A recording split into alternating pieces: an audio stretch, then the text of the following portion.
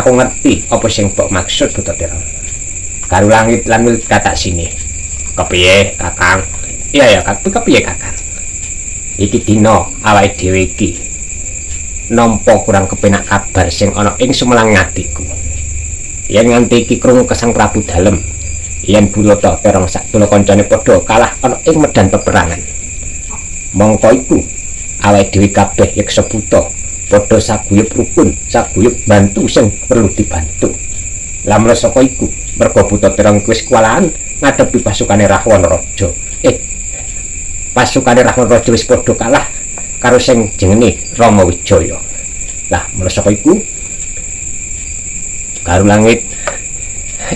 Kepiye? Wil katak sini. Iya Kakang, kepiye?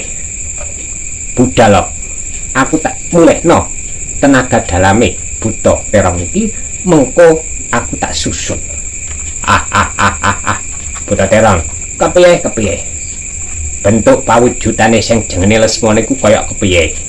Bener, ben ngerti, ben gamblang jelas padang arep padang guri. Mengko sadurunge kleru.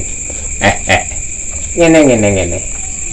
Lesmana iku bagus priyayine.